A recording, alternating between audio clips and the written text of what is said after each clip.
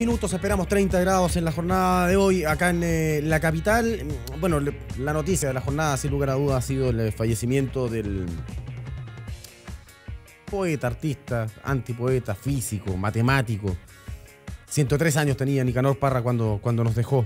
En la jornada de ayer fue el hermano mayor, además de un clan que, bueno, bien sabemos lo que ha significado en la historia cultural de nuestro país. Vivió más de 2 décadas en las cruces, revolucionó al mundo hispanoparlante con su lucidez, astucia, ironía. Libros como Poemas y Antipoemas en 1954, Versos de Salón y Artefactos 1972 han sido parte de su legado. Y queremos hablar justamente de ello con Manuel Ugalde, que es miembro de la Fundación Ciudad Literaria, para que nos vaya comentando a los que somos menos entendidos en materia en materia de arte, en materia de letras específicamente, Manuel. ¿Cuál es el real legado, el real impacto que tuvo Nicanor Parra en la cultura nacional? ¿Cuál es el real impacto que tuvo en la cultura mundial? Y aunque uno dice las comparaciones son odiosas, yo no te voy a hablar de acá sobre gustos, pero al nivel de Gabriela Mistral, de Pablo Neruda. ¿Cómo estás? Buen día. ¿Me escuchas? Ahí sí, perfecto.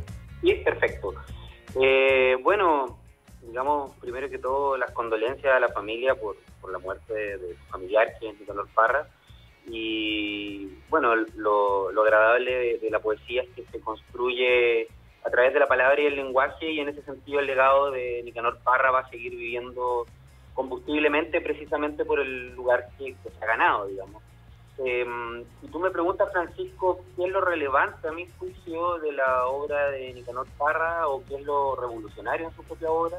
En primer lugar, tiene que ver con la relación al lenguaje que él propone, a mi juicio, ¿sí? Y yo creo que eso es lo que hace que hoy día estemos, digamos, todos, digamos, interesados en la obra de Nicanor Parra, y que tanto las últimas noticias como la segunda, por ejemplo, tengan una portada completa directamente a Nicanor Parra. Y es su relación con el lenguaje cotidiano, ¿no? Sí. Yo creo que eso es fundamental, digamos. Él hace ingresar desde tempranamente, pero sobre todo en poemas y antipoemas, de ahí en más, una serie de palabras y de fraseos que están vinculados al mundo popular. Y eso no solamente lo hace, digamos, Nicanor Parra, sino que fundamentalmente allí la que más lo hizo fue con la Violeta, ¿sí? Sí. Yo pienso que eso es lo que él ha hecho, y él mismo se ha declarado en muchas ocasiones alguien que fue un artista y un poeta pop, ¿sí? Y yo creo que cuando más se consolida su relación, digamos, con la ciudadanía en general, con la gente, es cuando él mismo intenta decir que el antipoema es la granada, ¿cierto? Y cuando él hace explotar el antipoema, y sus esquirlas entran en las carnes y hacen sacar sangre a la gente por medio de los artefactos, ¿sí? Y que yo creo que ahí está lo central, que a mi juicio, ¿no? Y es que fundamentalmente lo que Nicanor Parra hace es llevar a extremo la cultura popular a la poesía. Él mismo dice, o sea, cuando una vez le preguntan, bueno, pero si las frases de los artefactos en general y gran parte de los versos de los antipoemas son dichos por otros, por personas cotidianas, ¿cuál es la gran labor que hace el antipoeta, ¿sí? El poeta? Y él lo dice claramente, y él dice, bueno, la labor de escogerlos, de organizarlos y de ponerlos a disposición, ¿no? Exacto. Entonces, de alguna forma, sin que Parra sea un representante del mundo como del pueblo, del mundo popular, etcétera, como si lo pretendió ser Pablo Neruda, por ejemplo, o Pablo de Roca, él de alguna forma levanta esto, ¿no? Bueno, yo creo que ¿aló? Sí. Sí, ya. Yo creo que eso es uno de los primeros puntos que yo podría decir. Y segundo, su relación interesante, en el fondo, de tensión entre su yo, su persona, ¿sí? Y al mismo tiempo con todas las voces que él mismo que pone en juego, ¿no? O sea, estas frases como la izquierda y la derecha jamás serán vencidas, o la izquierda y la derecha unidas jamás serán vencidas, de alguna forma lo que muestran esta pluralidad de voces y de tensiones y contradicciones, ¿no? Entonces yo creo que lo que, además del lenguaje popular que hace que se popularice tanto Nicanor Parra y resulte tan importante, de traer el lenguaje cotidiano, ¿cierto?, de que los poetas bajen del Olimpo, lo otro que tiene es que articula una serie de cuestiones que son muy interesantes, como la contradicción, las múltiples voces, Él mismo dice que más que un poeta lírico sería dramático, en el fondo sería como un gran histrión, un gran actor, ¿sí? Está asumiendo personajes, y eso en toda su obra se ve desde muy temprano, sí, hasta los mismos discursos de sobremesa, y por otra parte asumir cuestiones como el chiste, como la ironía continua, hacen que sea muy interesante, porque digamos, si hay algo que tiene Nicanor Parra que a mí siempre me ha llamado la atención y me parece muy interesante, es que resulta precisamente un personaje muy opaco, porque uno no sabe cuándo está hablando realmente en serio o cuándo es una ironía. Cuando uno, puede decirlo así, ¿no?, abusa o usa demasiado la ironía, uno no sabe cuándo el lenguaje es irónico o cuándo el lenguaje es serio. Manuel Ugalde, miembro de la Fundación Ciudad Literaria, estamos conversando sobre el legado de Nicanor Parra en la cultura chilena, no solamente en las letras. Él masifica el arte de la poesía en nuestro país, ¿no? Sí, sin duda. O sea, yo creo que eso es innegable. Digamos. Acerca gente, digamos. Sí, o sea, por eso yo decía este gesto que me parece, digamos, simbólico y significativo, lo de las portadas, sí, de periódicos que se dedican más bien al sensacionalismo que, digamos, a las noticias culturales, de alguna forma. Perdón, no es porque sea la noticia de moda, es porque es Nicanor Parra, derechamente.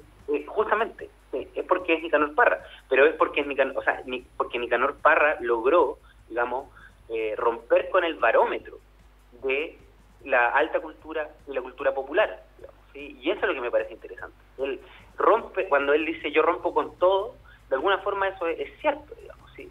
O sea, claramente hay ciertas contradicciones y tensiones que yo creo que no es el momento de analizar, pero lo que sí me parece interesante que él, digamos, puede al mismo tiempo que está en La Moneda, digamos, colgando a los presidentes, ¿cierto?, o recibe un premio de literatura absolutamente importante, él mismo juguetea y se presta, digamos, para hacer un comercial de Yo Tomo Leche, ¿sí?, o hacer un comercial de los nuevos agentes de LAN, por ejemplo, ¿sí? Entonces, esa figura que rompe precisamente con la alta cultura, la cultura popular, es lo que lo hace estar en el lugar en el que está, ¿sí? Y hacer que la gente se pueda por fin sentir identificada y entender que la poesía es algo de consumo cotidiano, masivo, es lo que, a mi juicio, porque es una interpretación personal, lo que ha hecho que tanta gente vibre precisamente con él, digamos. Hablamos, Manuel, de que la gran obra, por lo menos conocida masivamente, parte más o menos en mediados de la década del 50 con poemas y antipoemas. ¿Por qué se lo reconoce tan viejo, tanto tiempo después de su inicio masivo, digamos, como escritor? Porque, ¿en qué sentido tú dices que se lo reconoce tan tardíamente? Galardones internacionales, por ejemplo. Bueno, yo creo que en general eso es así, ¿no? Ya. O sea, no creo que sea novedoso. De hecho, yo creo que al contrario, en el caso de Parra, digamos, acá hay grandes escritores chilenos como Pablo de Roca, que pasaron vidas miserables, digamos, o el mismo Carlos Droguet. Yo creo que efectivamente él tuvo tanta suerte en esta línea, o estuvo tan bien, yo creo que es otro elemento como que él tuvo, que supo gestionar muy bien su obra, ¿no? No solamente escribió, sino que gestionó adecuadamente su obra, supo ponerle precio. Entonces, yo creo que él se movía muy bien y muy inteligentemente, ¿no? Entonces, en ese sentido, por ejemplo, actualmente hay una biblioteca, mientras él estuvo vivo ya había una biblioteca con su nombre, ¿no? Sí. No tuvo que pasar décadas para que algún gobierno se le ocurriera nombrar esto, una biblioteca con su nombre, ¿no? Y adicionalmente a eso, si tú me preguntas, claro, efectivamente él no ganó el Nobel, ¿sí? Pero él ganó una serie de premios que me parecen relevantes. El Cervantes, por ejemplo. Para decirlo así, ¿no? Yo creo que lamentablemente, ¿sí?, los grandes literatos en general son leídos tardíamente, ¿no? Ahora tienen la posibilidad de vivir lo suficiente como para recibir todos aquellos premios que merecía, ¿sí? Y en ese sentido, por eso te digo, o sea, me parece más bien que la institución de la literatura en general es lenta para reconocer a sus propios escritores. Tú decías bien mezquina, y Parra tuvo la oportunidad de recibir varias cuestiones en vida. Eso es lo que yo pienso. Ahora, para contestar de otra forma tu pregunta, yo creo que Parra tempranamente recibe el Premio Nacional de Literatura, sí, porque precisamente tanto en la academia como en el mundo popular era reconocido como un importante escritor. Él siempre tuvo, y si no, yo pienso que si se demoró un poco más fue por los problemas que él tuvo, por esa denodada insistencia de ser libre y autónomo y no dejarse de inculcar por partidos políticos o por un movimiento específico, digamos, por algo, no sé, pues él lo pasó tan mal con lo del té, con Patty Nixon, y nada, lo recluyeron y todo, y él siguió insistiendo su propia libertad, digamos. Y eso que decías tú, este afán rupturista de Parra, ¿es lo que lo aleja del Nobel? ¿Eso fue lo que definitivamente lo sonó para siempre? Sí, yo ahí tengo una visión particular del Nobel. Yo creo que es una cuestión bastante política, no estoy diciendo nada nuevo ni muy revolucionario con esto que estoy señalando, digamos. Yo realmente no sabría bien decir cuáles, si habrían argumentos de peso en el fondo para que él no haya recibido el Nobel.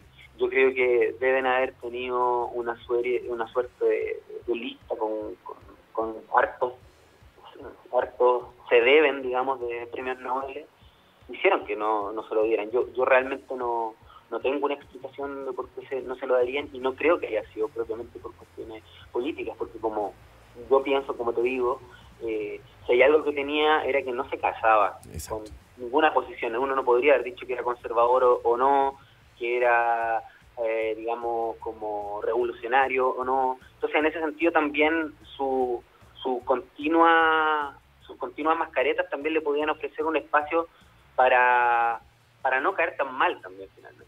Manuel por Ugalde, algo reconocido por todos los sectores, ¿no?